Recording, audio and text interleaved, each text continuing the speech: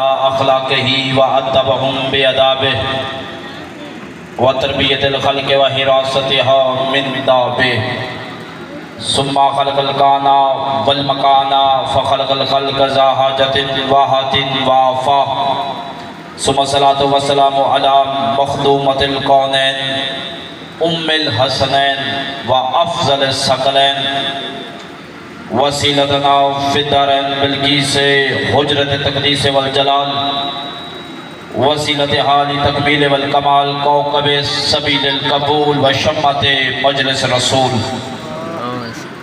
الصدیقۃ المبارکہ الراضیۃ المرضیہ الطاہرۃ الزکیہ والمحدثۃ العلیمہ العالمۃ غیر معلمہ ام الکتاب و ام العلوم و ام انواع و ام ابیہا صلوات اللہم صلی اللہ محمد وآلہ قال رسول اللہ صلی اللہ علیہ وآلہ وسلم الحق ما علی و علی ما الحق صلوات پڑھیں گا آج اللہم صلی اللہ عظیم آدمی عزادات سادات و غیر سادات تشریف فرما ہے۔ وقت کی نزاکت کو دیکھتے ہوئے یقیناً اس فرش عذاب پہ جو بھی دعائیں مانگی جاتی ہیں وہ قبول ہوتی ہیں، تو دعائیں مانگنے کی ضرورت نہیں۔ جب یہ صف بچھ گئی ہے تو یقیناً جو دل میں نیک ارادے نیک دعائیں لے کے بیٹھے ہیں یقیناً قبول ہوگی۔ وقت کو دیکھتے ہوئے پہلا جملہ کہوں گا۔ علی فرماتے ہیں میں لوگوں پہ حیران ہوں۔ سید بادشاہ اگر جملہ سمجھ آئے تو پھر ضرور بولیے گا۔ علی فرماتے ہیں میں لوگوں پہ حیران ہوں کہ لوگ میرے فیصلوں کو مانتے ہیں، میری امامت کو نہیں مانتے۔ جی قبلہ، یہ جیسے عدالتیں ہیں، یہ سول جج کی عدالت، یہ ہائی کورٹ، یہ سپریم کورٹ، عرب میں بھی ایسے عدالتیں تھیں، لوکل عدالتیں بھی تھیں، بڑی عدالتیں بھی تھیں، اور ہر فیصلہ کرنے والے کو قاضی کہا جاتا ہے، اور ان میں ایک بڑا قاضی ہوتا ہے جسے قاضی القضاء کہا جاتا ہے، یعنی سپریم کورٹ کا جج۔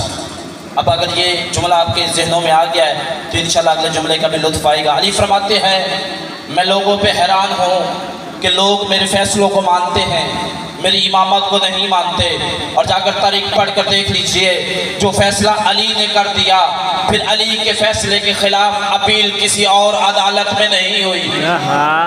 نہ پھر جو فیصلہ اس گھر کے لوگوں نے کر دیا اس کی اپیل کہیں اور نہیں ہوئی۔ ہاں میں نے خدا کے کیے ہوئے فیصلے کی اپیل حسین کے گہوارے پہ ہوتے دیکھی ہے۔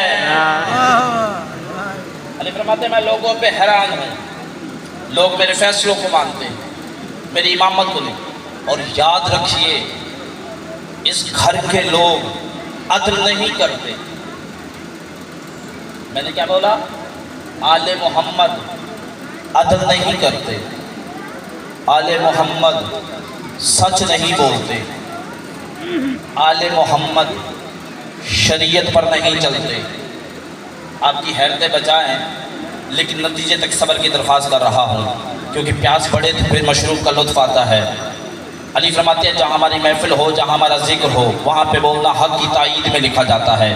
جو بندہ چاہتا ہے کہ اس کا بولنا حق کی تائید میں لکھا جائے وہ بندہ سر اٹھائے۔ میں نے کہا آل محمد عدل نہیں کرتے، آل محمد سچ نہیں بولتے، آل محمد شریعت پر نہیں چلتے۔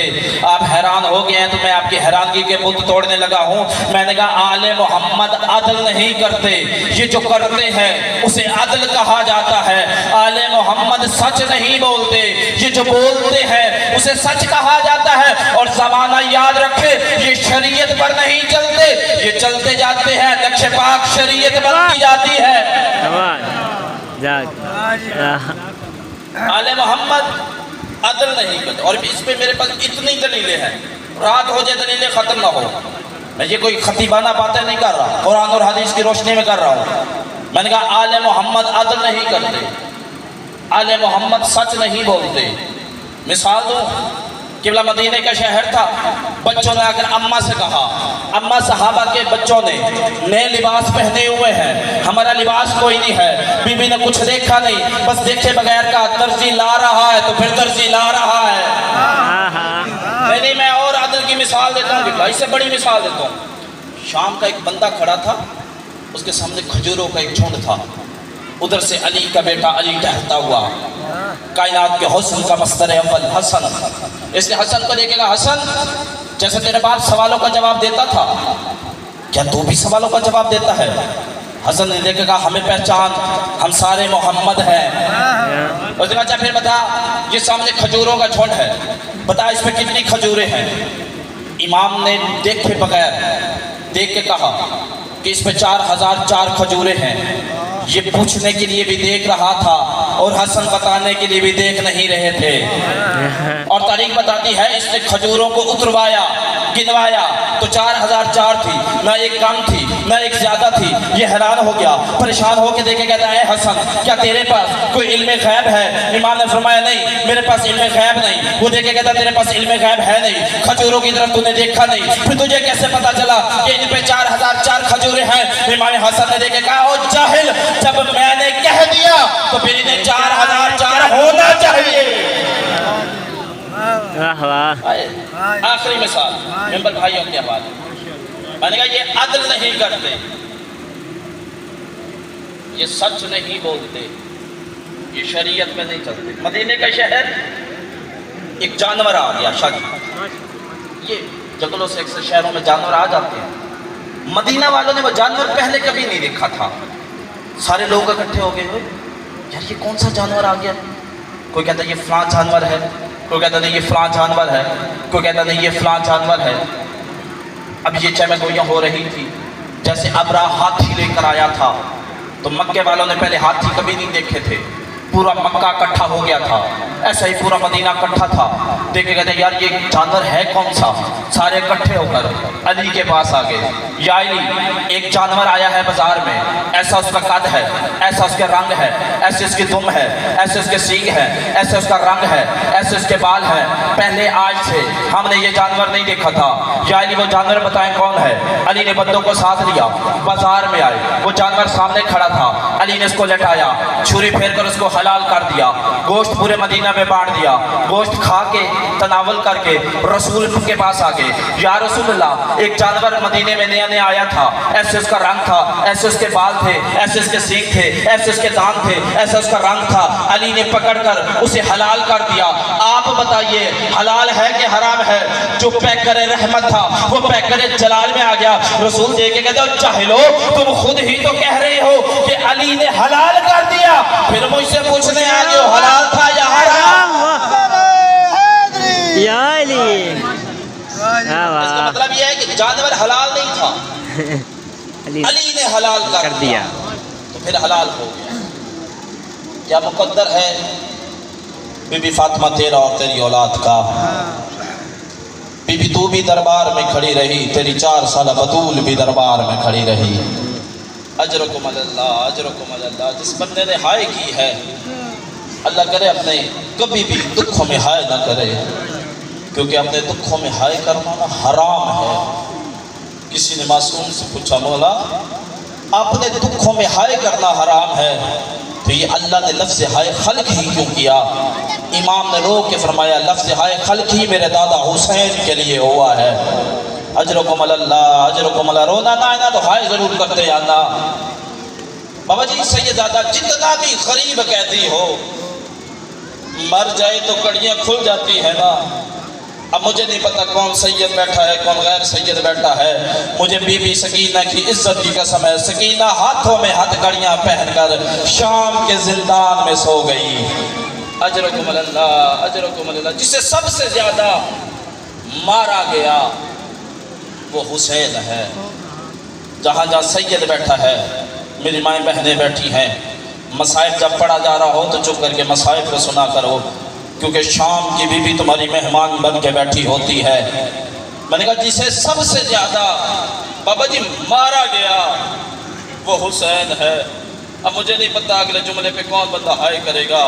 جسے سب سے زیادہ رلایا گیا وہ سجاد ہے, اور جسے سب سے زیادہ ڈرایا گیا وہ سکینہ ہے. اجرکم اللہ, اجرکم اللہ. بابا جی یہ ہاتھ باندھ کے حسین کا ذاکر کھڑا ہوں. بچہ جتنی بھی غلطی کرے نا, جتنا कितना भी नुकसान करे, बच्चे को कभी अंधेरे में बंद न करना, क्योंकि बच्चे को सबसे ज्यादा अंधेरे से डर लगता है। मुझे बीबी इस मिंबर की इज्जत की कसम है, इन बेगैरतों ने बीबी सकीना को ताजियानों से मारा, तमाचों से मारा और कई कई रोज तक हुसैन की यतीमा को अंधेरे में बंद कर दिया। अजरुकुम अल्लाह, अजरुकुम अल्लाह। और केवल आप सुनते हैं ना कि बीबी सकीना को मारा गया, मुझे इज्जत सैयदा की कसम, सिर्फ मारा नहीं गया, बांध के मारा गया। और तारीख पढ़ के देखिए, जिस रस्सियों में बीबी सकीना को हुसैन की यतीमा को बांधा गया था, वो कोई रस्सियां आम रस्सियां नहीं थी, वो एक चमड़े की खास बनी हुई रस्सियां थी। इस चमड़े की रस्सियों में जिस कैदी को भी बांध दिया जाता था ना, जैसे जैसे ये रस्सियां खुश्क होती थी, ये जिस्म के अंदर पेवस्त होती जाती थी। यही वजह है कि जब सज्जाद ने सकीना को लहद में उतारा, जहां से रस्सी उठाता था, सकीना की जिल्द साथ आ जाती। अजरुकुम अल्लाह। आखिरी जुमला मसाइब का और मिंबर भाई के हवाले। किबला किताब का नाम है अद-दमिश्क। इमाम सज्जाद ने मुंजर अब्दुल्लाह इब्न मुंजर से रिवायत बयान की है। इमाम फरमाते हैं, जब मेरी बहन सकीना को ऊंट की पुश्त के साथ बांध दिया गया ना, ये रिवायत आज तक आपने सुनी नहीं होगी। जब बीबी सकीना को ऊंट की पुश्त के साथ बांध दिया गया और मीलों ऊंटों को दौड़ाया गया, जब ऊंट रुके ना, सकीना को ऊंटों से उतारा गया, तो सकीना ने जन्नतुल बकी की तरफ मुंह करके कहा, दादी वो तेरी 3 पसलियां टूटी थी और मेरी सारी पसलियां टूट गई। ओ दादी बता, जब पसलियां टूट जाती हैं तो बंदा सांस कैसे लेता है? जब हुसैन की यतीमा हिजरी लेती थी ना, तो पसलियां दुख जाती थी, रो के कहती थी, चचा गाजी, और जिसके तू नाच उठाता था उसकी सारी पसलियां